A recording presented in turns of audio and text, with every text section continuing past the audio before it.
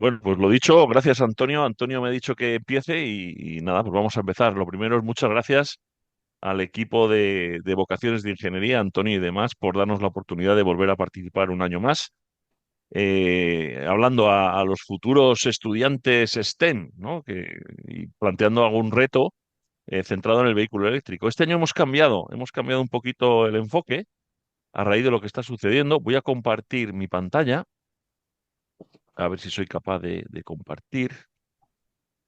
Yo creo que sí. Vale, vamos a darle a compartir.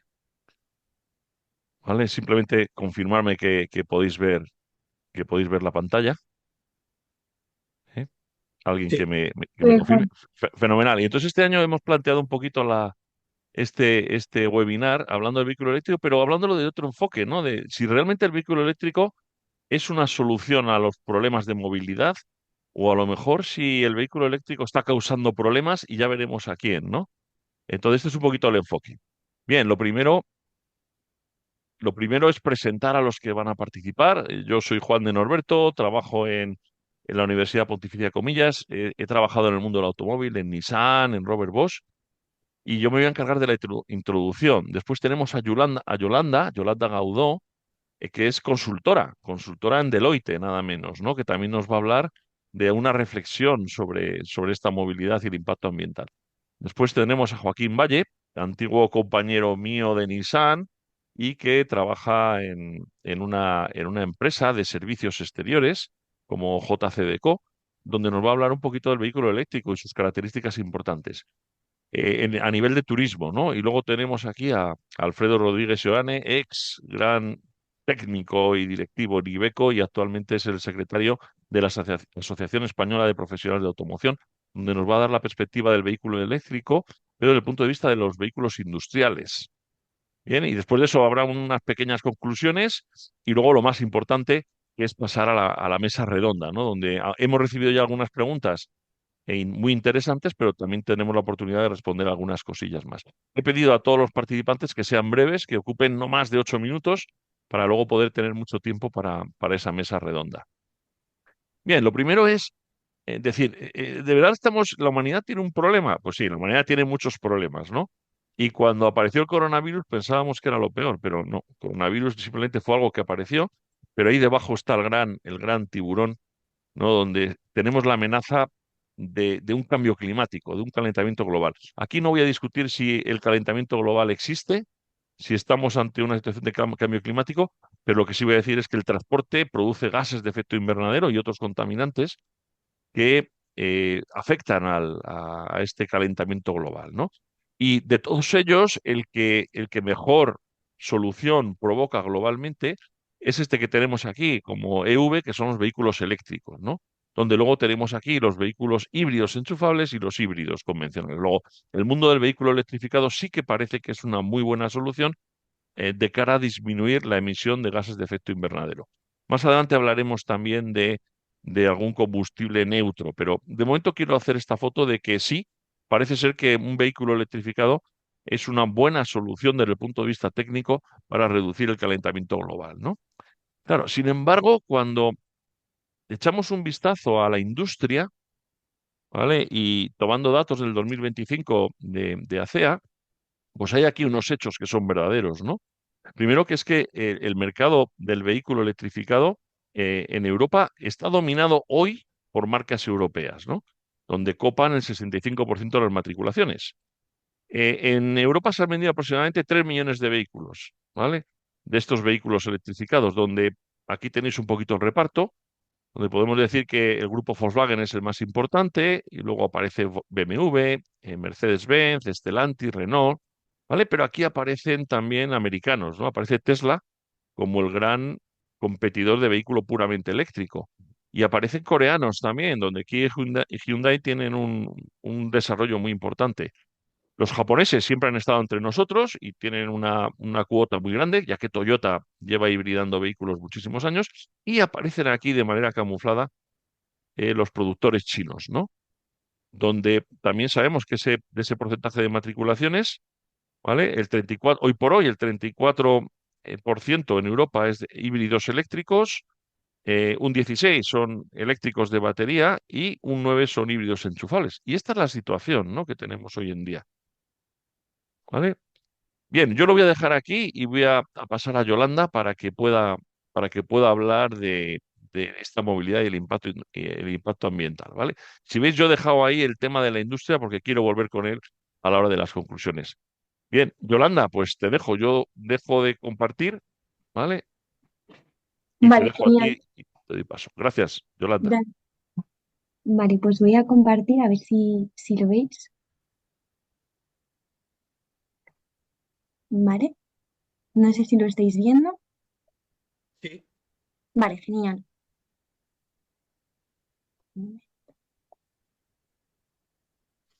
A ver.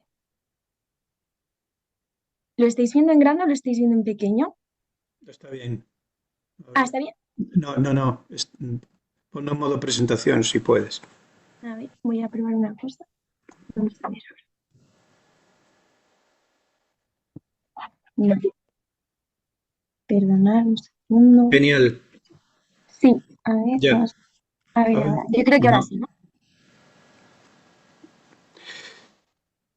Ahora sí. Ah, genial. Vale, perfecto. Nada, primero, un placer estar aquí hoy con vosotros. Y bueno, como muy bien Juan me ha presentado antes, yo soy Yolanda Audo. ¿Y cuál es mi objetivo de hoy? Pues mi objetivo de hoy es contaros un poco cuál es la situación del sector automovilístico, concretamente la electromovilidad, y contaros un poco cuál es la situación, daros algún dato interesante. También decir, antes de empezar, que todos los datos eh, con los que me he apoyado en esta presentación salen del ANFAC. El ANFAC es la Asociación Española de Fabricantes de Automóviles y Camiones, y bajo el informe, el último completo que hicieron, que fue el del año 2024, sí que es verdad que ha habido actualizaciones estos últimos años, pero para tener como una visión más global, vamos a utilizar este informe del año 2024. Un poco para ver cuál es esta situación. La producción total de vehículos en el año 2024 frente al año 2023 se redujo en un 3%, mientras que la matriculación aumentó un 8,1% y concretamente de turismos un 7,1%. Los vehículos de turismos son los vehículos de pasajeros, los de nuestro día a día. Por lo tanto, la producción con respecto al año 2023 sí que se redujo, pero se vendieron más vehículos y se matricularon más. Con respecto a los parques automovilísticos representan la cantidad de vehículos que circulan por una ciudad, que están en una ciudad o en un territorio, en un país. Entonces, con respecto al parque total global de vehículos, sí que aumentaron con respecto al año 2023 en un 1,9%, y con respecto al parque de turismos concretamente un 1,7%, representando estos el 84% total. Entonces, ¿cuál es la conclusión de esto? Los vehículos de turismos es un mercado fuerte que está creciendo. Y con respecto a las exportaciones, los turismos aumentaron en un 0,3%, mientras que en los vehículos totales sí que hubo una disminución de un -4%. Mencionar también cuáles son los principales destinos de exportaciones de España. Todos estos datos estamos hablando de España. Pues tenemos a Francia ahí en primer lugar, luego tenemos a Alemania y a Reino Unido. Esto no nos debe ser sorprendente porque España fabrica muchos modelos, por ejemplo, de Volkswagen aquí, y por lo tanto tenemos estos países muy presentes. Y una vez hablando de estas cifras un poco para poneros en contexto cuál es la situación, cómo va el mercado, que la conclusión es que el vehículo de turismo está creciendo y por lo tanto es un mercado atractivo, sobre todo para la electromovilidad y conseguir ese objetivo de movilidad de cero emisiones. Vamos a la parte estrella de esta presentación, ¿no?, que es la movilidad eléctrica. Y respecto en el año 2024, pues se han obtenido un total de 38.725 puntos de recarga, siendo estos puntos de recarga de acceso público. Es decir, aquellos amigos o compañeros que tengáis que tienen un punto de recarga en su garaje privado no estarían contabilizados aquí mismo. Es decir, ha habido un aumento del 32%, y siendo Cataluña como la comunidad autónoma que más puntos de recarga tiene. Entonces, una vez que ya hemos visto cuál es la situación, cuál es el panorama, vamos a dar un paso por encima y vamos a ver Europa qué nos dice, qué regulación hay, etcétera. Entonces, Europa tiene un paquete legislativo que se conoce como el Fit for 55. Entonces, el objetivo de esto es lograr reducir al 55% las emisiones de dióxido de carbono con el objetivo de alcanzar la neutralidad climática en el año 2050. Entonces, ¿qué pasa? Que sin embargo, hay países como China o Estados Unidos que, aun teniendo el cumplimiento de esta normativa mucho más laxa, invierten en innovación y en tecnología, como es el caso de China. China invierte mucho en innovación y tecnología. De hecho, su gobierno apoya en subsidios en inversión para poder posicionarse líder competitivo en este sector y teniendo una regulación más laxa que la Unión Europea, pero llevando su cumplimiento. Y de igual manera, Estados Unidos tiene una normativa mucho más flexible, pero apoyando en la innovación y en la tecnología privada para poder, al igual manera, posicionarse líder y ser competitivo. Y esto queda muy reflejado en el ranking mundial de productores, donde China y Estados Unidos son los principales. Por lo tanto, Europa ha establecido un reto, un objetivo, pero para poder llegar a él se necesitan de herramientas, de un plan de acción para poder garantizar esa transición. Por lo tanto, el liderazgo en la movilidad cero emisiones debe ser una combinación fundamental de regulación, de inversión y de innovación. Y de hecho, España, para poder llevar a cabo esta transformación, ha desarrollado un plan de choque, una hoja de ruta hasta el año 2035 para poder llegar a esta transformación. Por ejemplo, la gente que tenga un vehículo de bajas emisiones paga menos impuesto, o ayudas en la compra de vehículos eléctricos, o inversión a fábricas españolas para poder llevar a cabo esta inversión. Entonces, una vez visto esto, es hora de hablar de cuáles son los retos de la electromovilidad. En primer lugar, tenemos la planificación de la red, porque es cierto, si bien es cierto que hay más puntos de recarga, pero aquí el reto no es cuántos puntos de recarga hay, sino dónde están ubicados, porque la realidad es que en España muchas veces los puntos de recarga no están donde vivimos o donde solemos estar. Por ejemplo, hay muchos puntos de recarga que están en centros comerciales, hay menos puntos de recarga en zonas más densas residenciales. ¿Y esto qué provoca? Pues zonas más cubiertas y zonas más vacías. Por lo tanto, se debe hacer un estudio de cuál es el consumo energético, el uso de la ciudad, modelos de electromovilidad, datos estadísticos, para que de esta manera conseguir un modelo de planificación eficiente de puntos de recarga. Entonces, este representa los puntos de recarga totales que he mencionado anteriormente, y si miramos un poco a Europa, como dato curioso, tenemos en primera posición a Noruega, luego Países Bajos y en tercer lugar tenemos a Alemania. Por otro lado, tenemos el diseño urbano. Es decir, eh, la gran mayoría de la población en España no tiene un garaje privado. Es decir, que comparte espacio con otros vehículos, no siempre se aparca en el mismo sitio. Por lo tanto, el modelo clásico de voy a cargar el coche por la noche no funciona para la mayoría de la población en España. Por lo tanto, se necesita llevar a cabo el diseño de la infraestructura pública, de la interacción del coche con la ciudad, y por lo tanto ya el reto no es cuántos cargadores hay, cuántos puntos de recarga hay, sino cómo conviven. Y también tenemos, por otro lado, la equidad territorial. Es decir, en las zonas menos densas, donde hay menos población, los puntos de recarga todavía no han llegado tanto. Y por lo tanto, ya no solo es un reto técnico, sino un reto social. Me gustaría también mencionar que hemos hablado de la planificación de la red, el diseño urbano, la equidad territorial, pero otro punto importante es cuál es la potencia de estos puntos de recarga. Y si nos fijamos en este mapa que representa los puntos de recarga interurbana, es decir, los que nos encontramos por las carreteras, solo el 59% de los puntos de recarga tienen hasta 22 kilovatios. Y estos son muy elevados. Pero si tenemos potencias por debajo de esto supone cargar el vehículo aproximadamente 3 horas. Imaginaos hacer un viaje Madrid-Zaragoza y que tengáis que hacer una parada cargando el coche 3 horas. O sea, es completamente inviable. Eh, por lo tanto, me gustaría acabar terminando contando una historia que me contó una compañera de trabajo, así como un poco cierre de este bloque de motivación, eh, que esto era un señor que estaba paseando por el campo. Y entonces se encontró a un primer hombre y le preguntó, oye, ¿qué estás haciendo? Y le dice, nada, yo estoy picando piedra. Y entonces el hombre que estaba dándose su paseo sigue caminando y se encuentra con otro señor. Y le dice, y le pregunta a este hombre también, oye, ¿y usted qué está haciendo? Y le dice, no, yo estoy haciendo los cimientos para una catedral. Entonces, ¿qué quiero decir con esto? Que muchas veces estas carreras STEM pueden parecer muy rutinarias o pueden parecer aburridas, pero en el fondo, el trasfondo que hay es un cambio brutal y como es en este caso, que es este tema, que es el vehículo eléctrico, que no solo transforma la vida de un montón de personas, sino de la humanidad. Así que nada, ahora voy a dar paso a Joaquín para que os siga contando eh, más temas sobre, sobre el vehículo eléctrico. Así que nada, muchas gracias. Hola, buenos días. Bueno, como os ha dicho Juan, me llamo Joaquín Valles, he trabajado en Nissan, actualmente en JCDecaux, una empresa de mobiliario urbano, y os voy a hacer una presentación breve de lo que es el vehículo eléctrico, concretamente el turismo, y vamos a ello. Empezamos, si os parece bien. ¿Se ve bien la pantalla? Sí, Vale, gracias.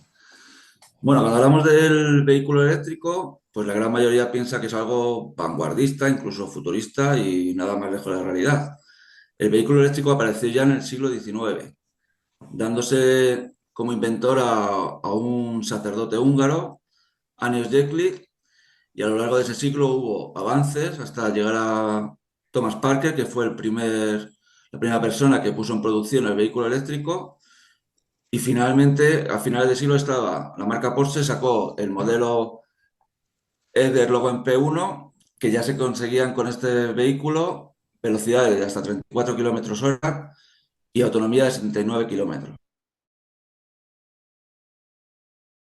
Y segunda década del siglo XX son las décadas de oro del vehículo eléctrico. Thomas Alva Edison consigue desarrollar unas baterías que dan autonomía de hasta 130 kilómetros, pero sobre el año 1920 confluyen varios inconvenientes que son para el coche eléctrico, que son la aparición de reservas de petróleo. Ford empieza el desarrollo de la producción en serie de vehículos de gasolina y luego estaba también el inconveniente de que a las zonas rurales no llegaba la electricidad. Por eso, desde esta década hasta casi finales de siglo, el vehículo eléctrico prácticamente desaparece. Es a finales de siglo cuando las políticas de cero emisiones, que surgen sobre todo en la zona de California, hacen pensar en un tipo de movilidad que sea menos contaminante cuando vuelve el vehículo eléctrico a resurgir, teniendo como por ejemplo el modelo de General Motors que empezó su fabricación en serie. Y ya en nuestro siglo, después de varios desarrollos, Tesla a principios del siglo saca el modelo Tesla Roadster, que llegaba a una autonomía de hasta 320 kilómetros. Y posteriormente también marcas como Nissan, Tesla, Chevrolet y BMW sacan ya vehículos orientados a todo el público con precios más competitivos y mayor autonomía. Y así hasta el día de hoy, en el que tenemos ejemplos como el Mercedes EQS, que tenemos hasta 800 kilómetros de autonomía, y ya está avisando la marca china Chery que gracias a sus baterías de estado sólido va a poder llegar hasta autonomías de 1.500 kilómetros.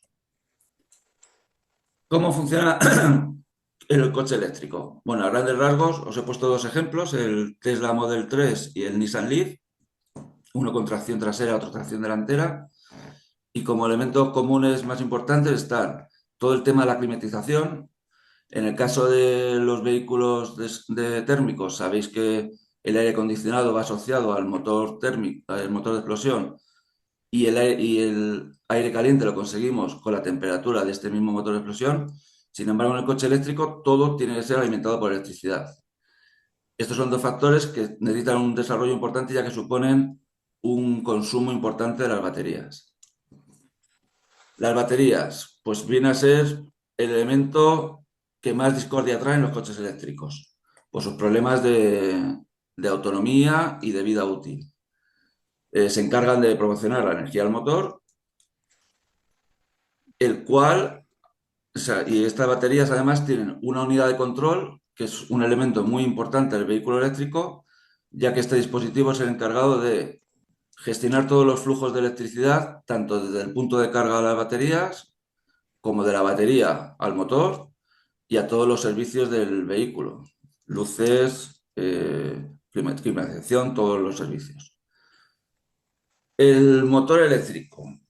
La peculiaridad de los, en general, aunque hay excepciones, en general el vehículo eléctrico tiene un motor que además de funcionar como tracción del vehículo, hace de inversor y tiene un diferencial, también llamada caja de engranajes.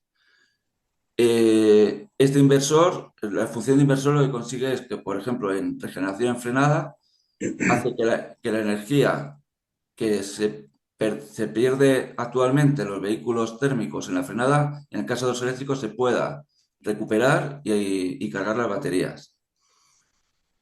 Y luego el diferencial o caja de conexiones pues se encarga de darle la transmisión al motor, es como un cambio automático, solo hay una marcha, pero gestiona el tema de par y potencia a las ruedas. Además tenemos todo el cableado de alta tensión, ese cableado que va principalmente del punto de carga de las baterías y de las baterías al motor. Estamos hablando de tensiones de 400 voltios de tensión continua, en algunos casos se llega a 800 para carga rápida. Y finalmente el punto de carga. El punto de carga, actualmente tenemos 4 tipos: para carga convencional, semirrápida, rápida y ultrarrápida, y dependiendo del tipo de carga que hagamos, tenemos distintos conectores. Ahora os voy a hablar de qué ventajas tiene el coche eléctrico.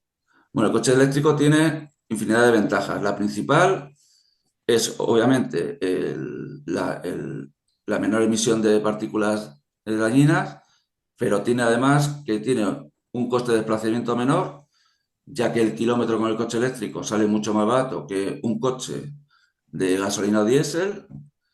Tiene excepciones de impuestos y otros ahorros, como son, por ejemplo, a la hora de la compra, algunos países no cobran el IVA, dan ayudas a la compra. En ciudades evitas pagar parking tanto en superficie como privado.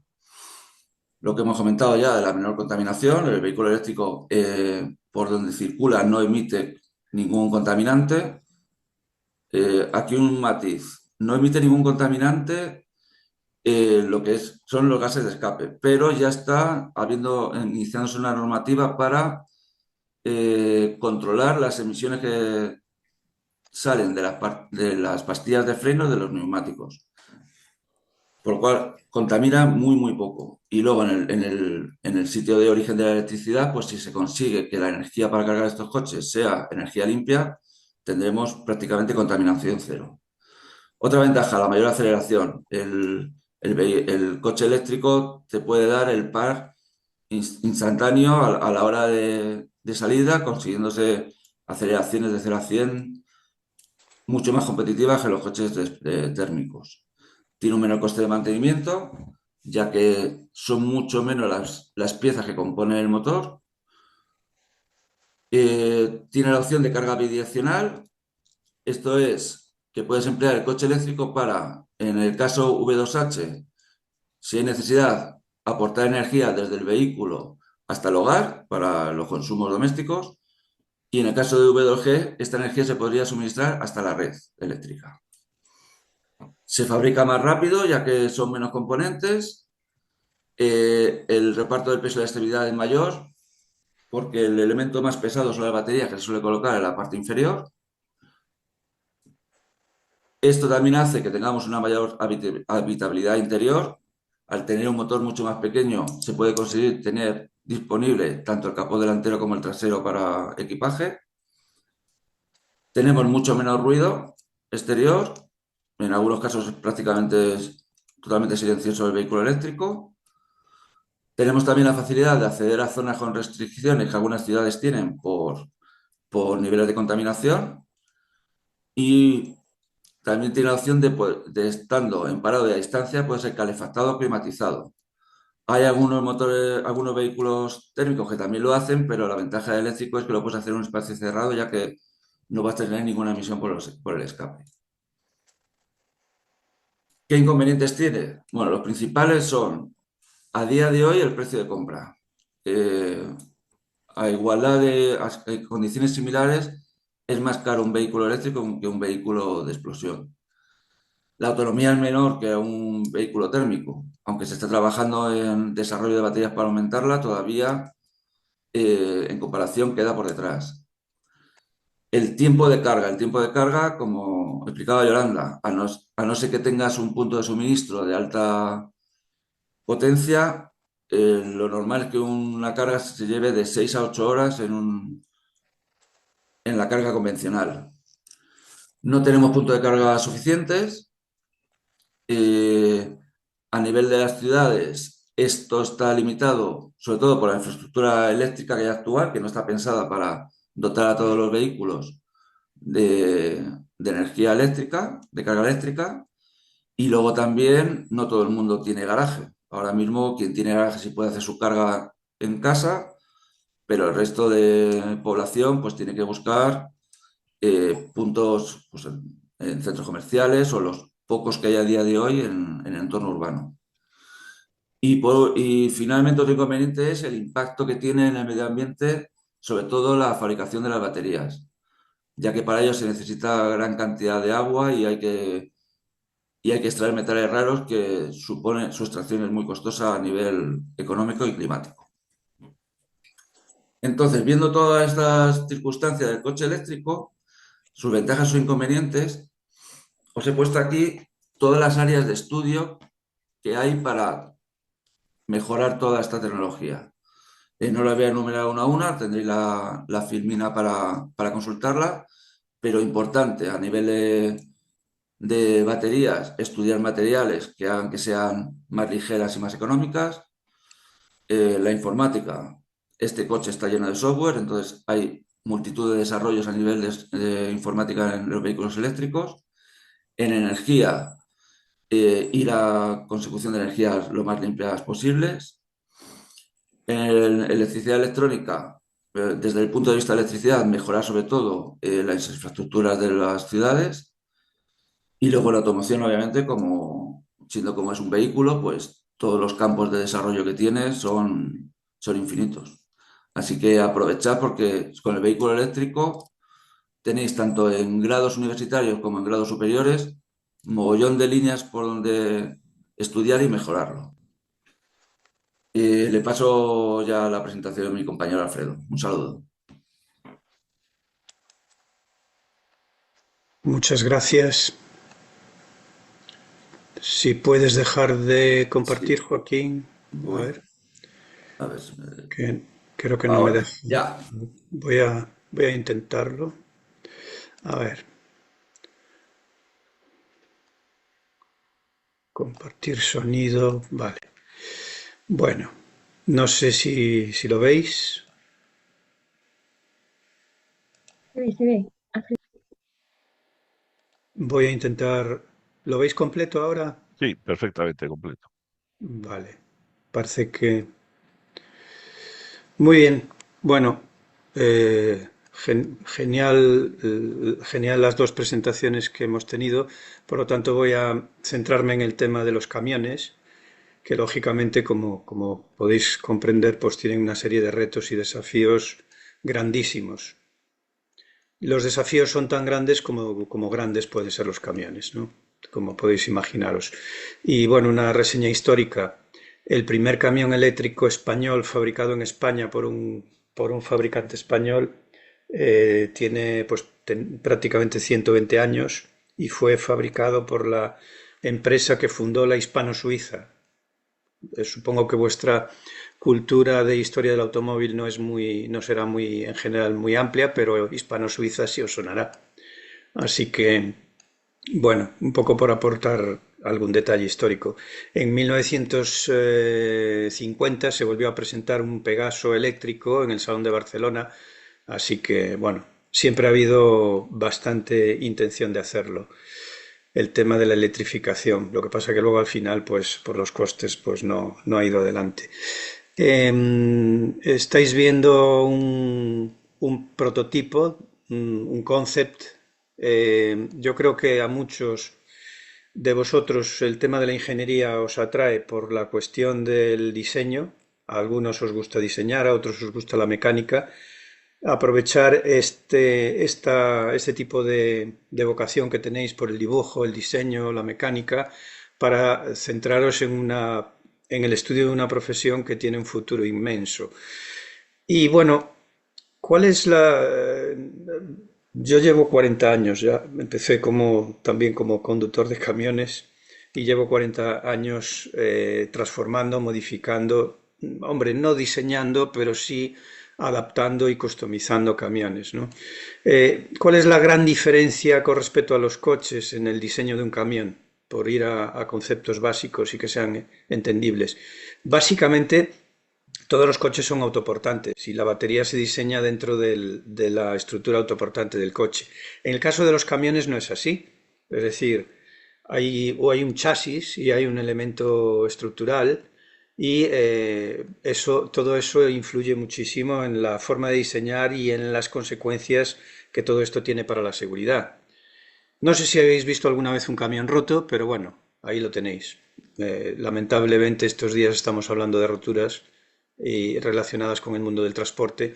¿Cómo afecta todo esto a la seguridad? Pues mucho, porque si este camión rompe en el momento que está moviendo un palet de ladrillos, pues puede lógicamente causar muchas víctimas.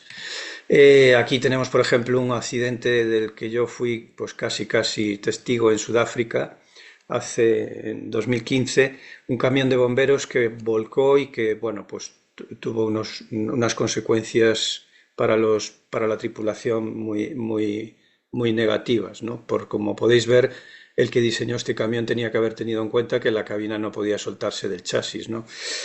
Bueno, algo que tiene también que ver con la realidad, ¿no? De estos días, la nieve. Sabéis que hay cientos de camiones quitanieves estos días limpiando las carreteras. Bueno, pues ahí veis un camión quitanieves, pues prácticamente estrenado, esta foto tendrá como 2 años, ¿eh? Y que se ha roto y que lógicamente pues podía haber tenido consecuencias muy graves, pues tanto para los ocupantes como para el autobús que podía venir de frente, ¿no? Entonces, bueno, que sepáis que si os gusta el diseño, si os gusta calcular, aquí tenemos material, pero vamos, para trabajar largo y tendido.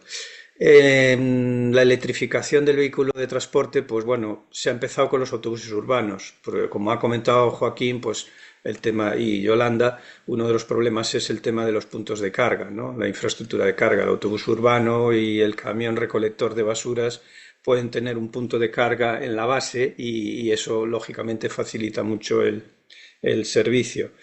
De todos modos, este camión que veis aquí tiene un problema de limitación de espacio para las baterías, ¿eh? O sea que si lo queremos hacer igual de compacto que un diésel, al final el espacio que queda para baterías es muy pequeño. Entonces, si no recuerdo mal, este camión homologa 300 y pico kilómetros de autonomía. ¿Qué sucede? Que este tipo de camiones tienen que accionar tomas de fuerza y elementos de potencia para mover todo el sistema hidráulico del camión, ¿no? Porque van recogiendo basura, paran, arrancan. Eso sí es bueno en la electrificación, el start-stop, ¿no? Digamos, el funcionamiento en arrancada y en aceleración y en frenado, ¿no? Porque ahí sí son muy potentes, pero luego, lógicamente, la absorción de potencia de los auxiliares hace que la autonomía decaiga bastante, ¿no? Con lo cual, al final, este camión se queda en unos 150 kilómetros de autonomía y eso muchas veces pues no es suficiente. Es uno de los retos con los que os vais a encontrar los valientes que queráis trabajar en este mundo. Con respecto a la distribución de última milla, pues bueno, se ha hecho estos días una encuesta por parte de Geotab sobre consumidores. ¿Cuántos consumidores están de acuerdo en que el reparto de sus paquetes se haga en vehículos, furgonetas eléctricas? 73%. Pero luego la cosa ha cambiado mucho cuando han preguntado si tú estarías dispuesto a pagar más por tu paquete. Y ahí la respuesta se quedó en el 15%, ¿no? Y bueno, en los camiones de larga distancia es un problema, porque los camiones de larga distancia Tener en cuenta que estos camiones ahora han pasado ya de 400 a 800 voltios, ¿eh?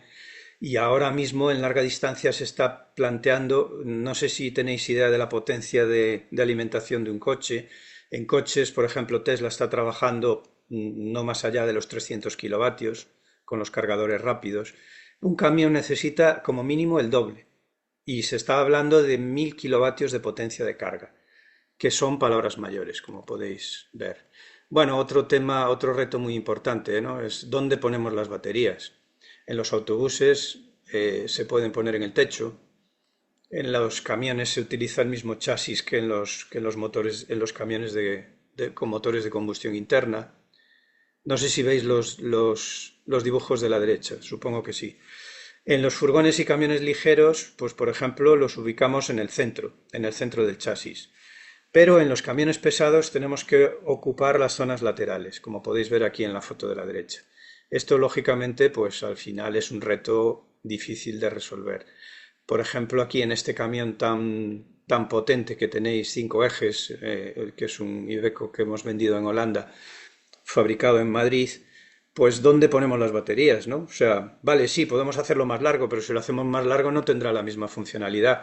En este camión que lleva gasóleo de calefacción a las casas o combustibles, en fin, pues lo mismo. ¿Dónde ponemos las baterías? O sea, hay un montón de retos que están todavía por resolver.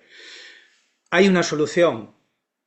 Sí, hay una solución que todavía está muy en debate, ¿no? Y que todavía tiene sus ventajas e inconvenientes y hoy no tenemos tiempo aquí para entrar a fondo en esto. Pero bueno, que está ahí y que se está probando y que se han hecho ya pruebas y que nos ofrece hasta 700 caballos de potencia, eh, un tiempo de carga de menos de 20 minutos, hasta 1000 kilómetros de autonomía y con una carga de 100 kilos de hidrógeno, pues que como he dicho se puede hacer en 15-20 minutos. Y esto es el camión de hidrógeno, ¿eh? Es en lo que estamos trabajando ahora. Hemos pasado, como veis, por lo que se está haciendo en el día a día, el cálculo de los camiones, los bastidores, y al final pues vamos a terminar pues un poco con la flor y la nata del diseño, que es el camión de hidrógeno. ¿Cómo está el tema de los camiones de hidrógeno? Pues bueno, se están haciendo ya pruebas en Alemania, nosotros concretamente, bueno, en mi antigua empresa, Iveco, se están haciendo ya pruebas reales de camiones de hidrógeno en Alemania. Y bueno, se han hecho, por ejemplo, ya en Estados Unidos con los antiguos camiones bueno, en Tesla en eléctricos y en hidrógeno. Arizona, California, 700 kilómetros con una carga de 15 minutos. Bueno, ¿y cuál es el futuro? Por ir cerrando un poco el tema. Pues el futuro es asombroso, es inquietante, es muy incierto y a lo mejor el diseño de los camiones del futuro está en las manos de alguno de vosotros. Yo quería animaros con esto. Como podéis ver aquí, el camión del futuro todavía no sabemos si va a llevar cabina o no, porque otro reto es la conducción autónoma, ¿eh? Es decir, que bueno, aquí os he traído una serie de ejemplos como un poco como desarrollos que la mayoría pues son conceptos y algunos, por ejemplo, como este de aquí de arriba de la derecha, que es un camión de aeropuertos, ya se están empezando a utilizar, es decir, un aeropuerto Bueno, tenga conductor. Por lo tanto, nos podemos ahorrar la cabina y eso pues es bueno, ya no solo por el coste, sino por la seguridad del transporte dentro del aeropuerto. Eh, Podéis entrar en mi perfil, podéis entrar en ASEPA, o sea,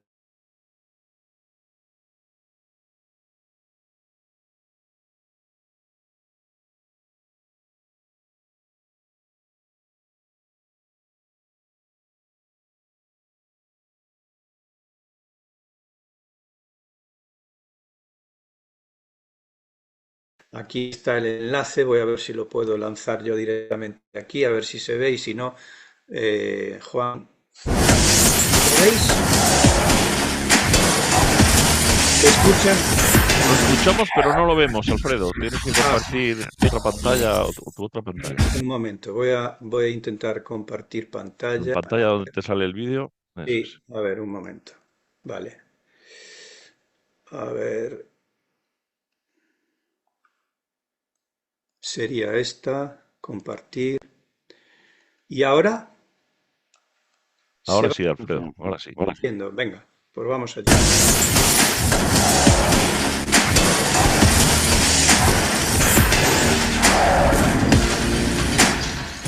Como veis, fabricar, diseñar un camión tiene muchísimas fases y es muy importante que el camión sea seguro. Aquí hay mucho trabajo que hacer. Fijaos el impacto con las baterías. Las baterías tienen que aguantar impacto lateral. Pero esto cuando lo vais se certifica a nivel europeo.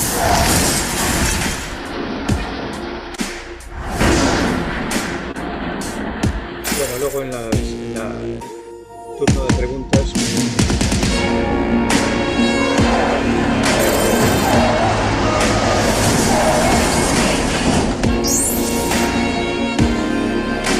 Básicamente se intenta que se preserve el espacio vital de la cabina para que la circulación esté siempre segura.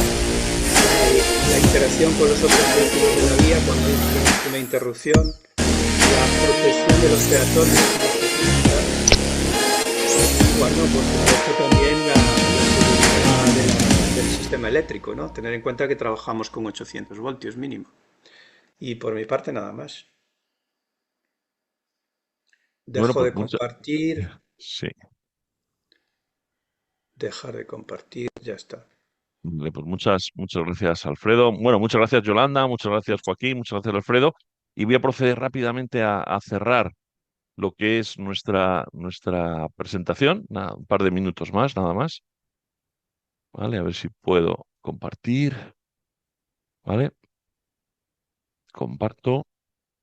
Vale, me imagino que ya se ve. Yo no lo puedo ver, pero me imagino que sí. Y se Perfecto. ve, sí. Bien, y antes de terminar, yo quiero decir algo que pasé de decirlo al principio, pero es que este webinar siempre se lo dedicamos a un amigo que ya no está entre nosotros, Juan Carlos Calero, formación profesional y gran manager en Nissan, ¿no? Y lamentamos su pérdida, pero también nos demuestra lo importante que son los grados superiores en automoción, en formación profesional para esta industria, ¿no? Bien, tenía una pregunta por ahí que decía de dónde venimos cada uno para haber llegado al mundo del automóvil. Bueno, pues yo estudié bachillerato, hice el COU y pasé a la universidad. Joaquín estudió su secundaria, hizo formación profesional y pasó a trabajar en automoción y luego allí adquirió conocimientos en calidad, gestión, etcétera, etcétera. Incluso se matriculó en la universidad y está ahí estudiando en la Carlos III, ¿no? Alfredo, empezaste como conductor de camiones y luego me Sí, imagino que hiciste un camino hasta llegar a ser ingeniero también, sí, en supongo. el, No sé. en el taller con mi padre y mis hermanos, porque tenemos una empresa de transporte, vamos, mi familia. Y ahí empecé pues trabajando en vacaciones, en verano, y fiestas de guardia, bueno, haciendo guardias y pues bueno, ahí se fraguó mi vocación, ¿no? Yo supe ya pues a los 10 años que lo mío iba a ser la mecánica, porque yo ya dibujaba camiones y coches cuando era un niño y entonces lo tuve siempre muy claro. Y lo que hice fue siempre ir desarrollándolo y bueno, hasta aquí. Vale, genial, Después, Alfredo. después Muchas de haber gracias por... trabajado pues 37 años aquí en la fábrica de camiones de Barajas de Iveco Pegaso. Muy bien, Alfredo, muchas gracias. Muy interesante. Aquí estamos animando. Yo creo que Joaquín Valle hace unos minutos presentó ahí una diapositiva final donde venía muy bien cómo cualquiera que estudie, que tenga ganas, que tenga pasión, puede ayudar a esta industria. Porque claro, si vamos aquí y ahora yo voy a las conclusiones, tengo aquí unas conclusiones, pues claro, nos hacen que pensar y enlazan con el título de la ponencia, ¿no? De la de hoy, ¿no?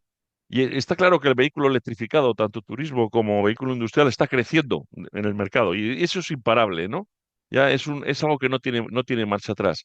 Pero claro, aquí los antiguos líderes de la automoción europeos, pues ya no son los únicos líderes, ¿no? Entonces hay grandísimos competidores y algunos son nuevos. Japón no, Corea ya es nuevo, pero la India está naciendo o renaciendo y China tiene un impacto muy grande, ¿no?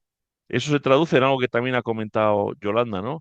Hay que invertir en investigación, en desarrollo e innovación tecnológica para poder recuperar la competitividad, ¿no? Y hay por ahí una cierta alternativa de utilizar combustibles neutros en carbono, y eso podría dar lugar a otras presentaciones, pero eso, aunque retrase un poquito la implementación del vehículo electrificado y el vehículo eléctrico, no deja de ser más que un cierto camino intermedio, pero no vamos a detener o no se va a poder detener al vehículo electrificado.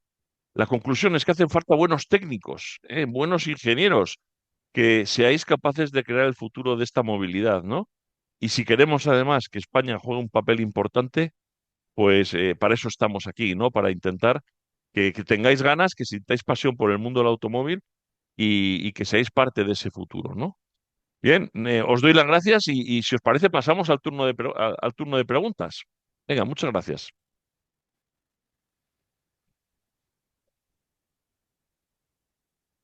Venga, os animo ahí a preguntas. ¿Alguien nos ha hecho llegar preguntas? ¿Podemos empezar contestándolas o como vosotros queráis o hacer alguna pregunta nueva? En todo caso, si recibimos preguntas por escrito, luego enviaremos a los organizadores las respuestas por escrito también, igual que la presentación. Venga, ánimo, ánimo, preguntad lo que queráis.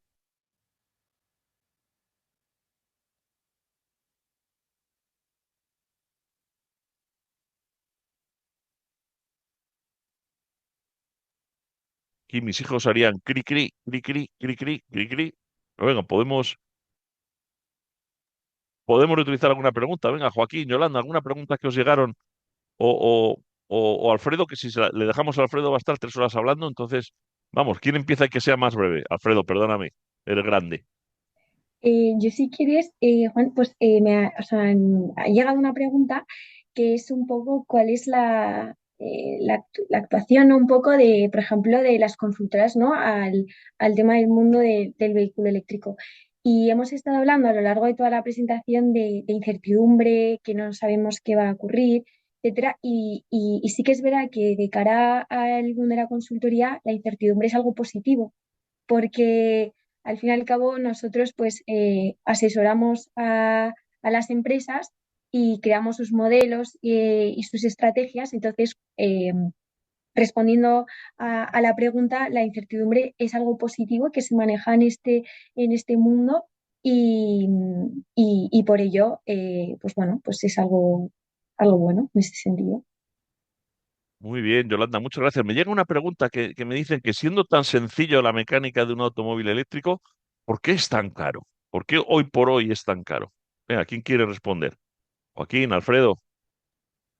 Bueno, un motivo es que el automóvil térmico lleva muchos años en fabricación, entonces han optimizado procesos y todas las piezas al final se consigue un precio más competitivo.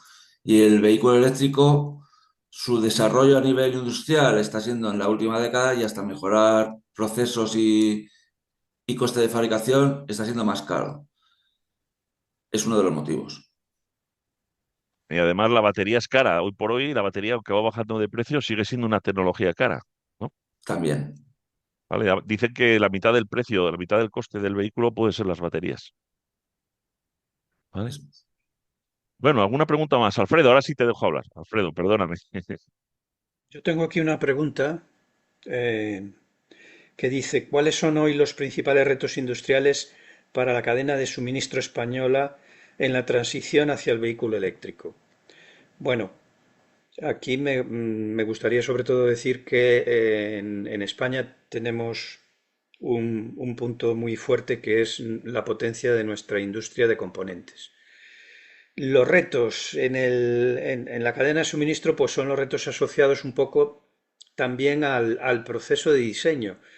Lo que está pasando y que nadie quiere, es una verdad incómoda, es que hay un problema de obsolescencia. En cuanto diseño una versión con más autonomía, todo lo que había fabricado se queda completamente obsoleto. Y eso hace que los fabricantes tengan que, lógicamente, invertir muchísimo en desarrollo.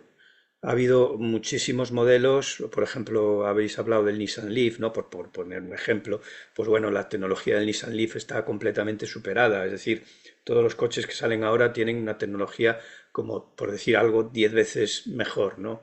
Se está ya hablando de ordenadores con ruedas, ¿no? El infoentretenimiento, la conectividad, es decir, todo eso cambia día a día bueno, y por otro lado también la disponibilidad de las materias primas. La segunda pregunta era cómo puede posicionarse España competitivamente frente a otros países europeos. Pues vuelvo un poco a lo de antes, es decir, tenemos una industria de componentes tan potente, que, por ejemplo, una de las cosas que estamos viendo ahora es cómo hacer los soportes de las baterías para camiones en fundición de aluminio en vez de acero. ¿Por qué? Pues porque una batería de un camión pesa 4 toneladas y eso, lógicamente, no deja de ser un problema a la hora de 4 toneladas de peso en el camión, más con respecto a un camión actual de motor de diésel, pues supone que el camionero va a llevar 4 toneladas menos. Es decir, bueno, luego hay una serie de ayudas, ¿no? Y creo que con esto contesto a las dos preguntas, ¿no? Creo que en España tenemos un posicionamiento muy bueno porque tenemos componentes que hacen fundición de aluminio, tenemos fábricas que hacen componentes de todo tipo, en calderería, en plegado, en todo tipo de tecnologías. Muchas gracias. Gracias, Alfredo, por compartir estas soluciones, estas preguntas, ¿no? ¿Alguna pregunta más que tengáis? Son la 1:26. Daremos al límite ahí. José Ramón está a punto de sacar la campana y decirnos que casi hemos terminado, pero todavía quedaría tiempo para una última pregunta, ¿vale? Yo se la lanzo a los jóvenes, si no la hago yo la pregunta. Y se la lanzo a los jóvenes que están aquí, ¿no? ¿Vosotros pensáis que vais a tener coche y que el coche va a ser eléctrico o no? ¿Cuál es vuestra idea del futuro?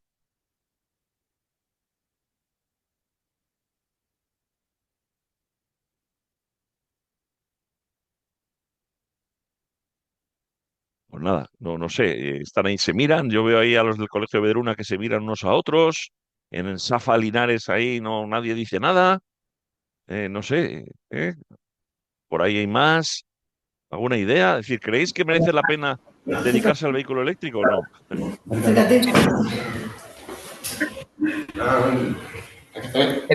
¿De aquí? Acércate. Métete ahí. Pero si sobre todo para que se te oiga. Hola. ¿Me Hola, escuchas? sí. Ah, Hola, mi pregunta es, ¿por qué sería mejor comprar un coche eléctrico cuando uno convencional es más económico y pues hay muchas ventajas en un coche convencional en vez de uno eléctrico? Por ejemplo, la economía y también que visualmente es más estético.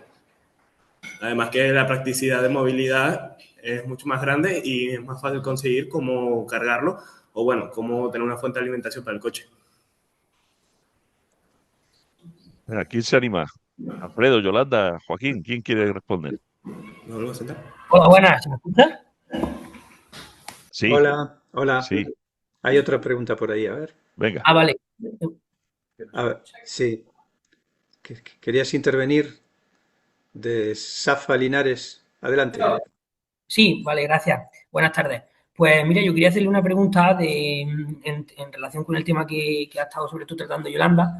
¿Cómo se ha recibido, cómo se ha aceptado la noticia de que, al menos en nuestro caso, que concierne a España, de que para la normativa que había impuesta que para el año 2035 se iba a cesar la producción de motores térmicos y hace poco pues eso se ha abolido y se ha retirado de la legalidad? Vale, ¿Cómo? con respecto al tema de la primera pregunta que teníamos sin responder, hay que tener en cuenta los costes indirectos. O sea, el coste indirecto de la contaminación en las ciudades es muy elevado, ¿eh? La Organización Mundial de la Salud tiene unas estadísticas muy preocupantes sobre el tema de la incidencia de la contaminación por óxidos de nitrógeno, partículas, diésel en las ciudades que tienen relación directa sobre, por ejemplo, cánceres y enfermedades pulmonares.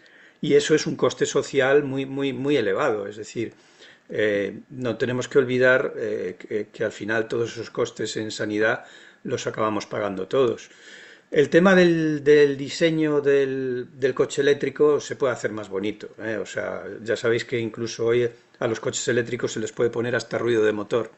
O sea que se puede hacer todo. Si os dedicáis a la ingeniería, podremos hacer que el coche eléctrico sea igual de atractivo que el coche de combustión. Yolanda, no sé si quieres contestar tú a la segunda pregunta.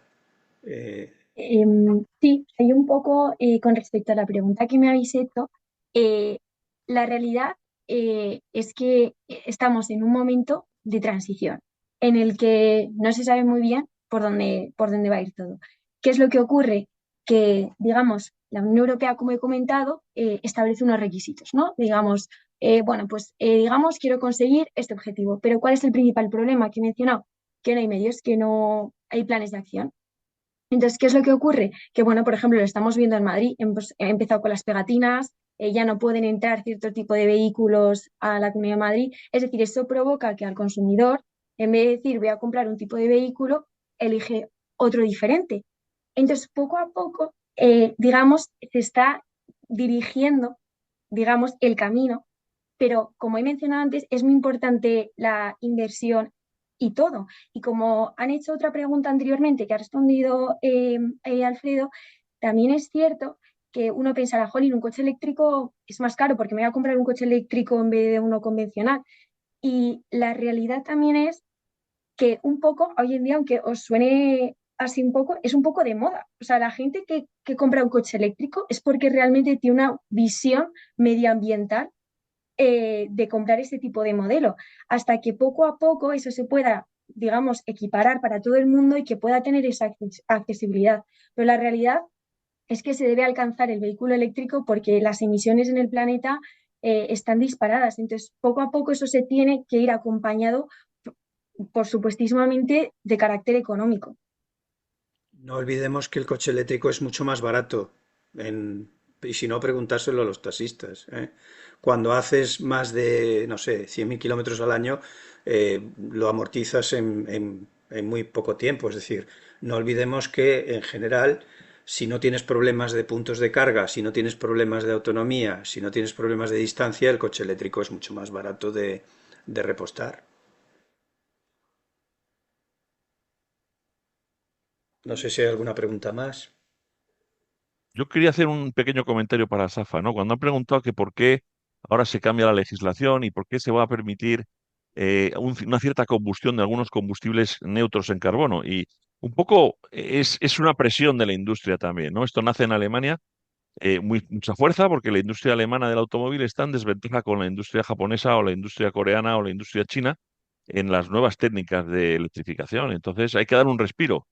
Y si de verdad el objetivo es reducir las emisiones de CO2, el utilizar combustibles neutros en carbono lo permiten también. Lo que pasa es que esto, de alguna manera, los que querían tener ya los vehículos eléctricos en las ciudades y en las carreteras les lo ven como un frenazo, pero el resto del mundo nos permite, oye, ojalá tuviéramos todos dinero para cambiar de coche, que no es así, ¿vale? Nos permite todavía seguir manteniendo nuestros vehículos, pero contribuyendo a la reducción de gases de efecto invernadero. Luego hay que buscar el equilibrio, ese es el camino, sentar un camino donde hay varias vías hasta que consigamos lo que buscamos, que es que el mundo sea mejor, ¿vale? Y para eso estáis aquí todos para poder diseñar el mundo del mañana. Bien dicho. Bueno, ¿alguna pregunta más? Os invitamos también que hagáis llegar vuestras preguntas a través del Instituto de Ingeniería de España y todo esto para que os las contestemos, aunque sea en tiempo diferido. ¿Vale?